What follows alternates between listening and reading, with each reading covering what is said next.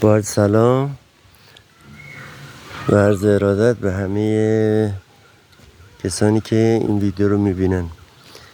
اینجا روستای زائرم کنار حسینیه، یک چنار خیلی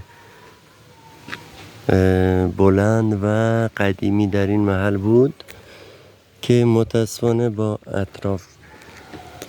گرفتن اطرافش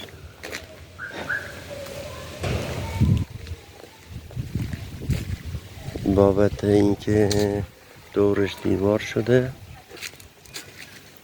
و کنارش هم آسفالت، ببینید کنارش هم آسفالت شده، این دور تا دورشه.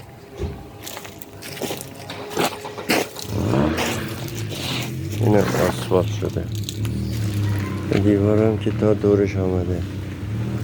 این چنار با این قطر و با این عظمت متاسفانه از بالا در حال خشک شدنه. در کنار این چنار قدیمی چندین هزار ساله که داخلش یه اتاق 3.5x3.5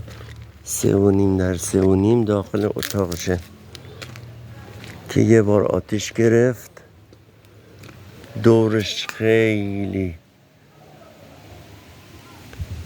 کلفته، ریشه هاش دور تا دورش. اینم دیوار کار شده دور تا دورش و رسیدگی نشده، از وسط هم که آتیش گرفته بود. الان دوباره شاخه‌ای زده ولی اون تنه اصلیش همینجا تموم شده، بقیه از جدید شاخه زدن.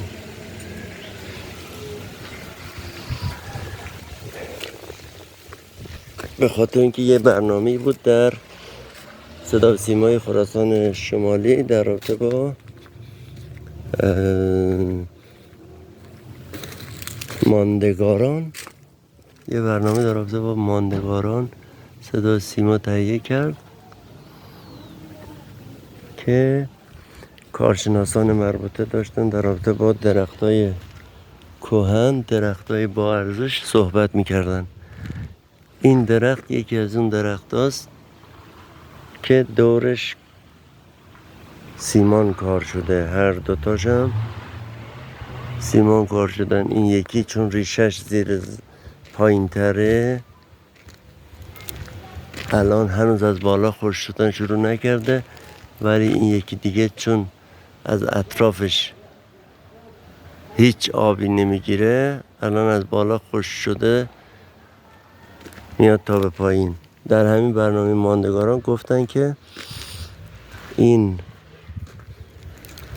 درخت یکی از درختای خیلی خوبه که به نسل جدید باید به نسل آینده واگذار کنیم و ازش پیوند بگیریم.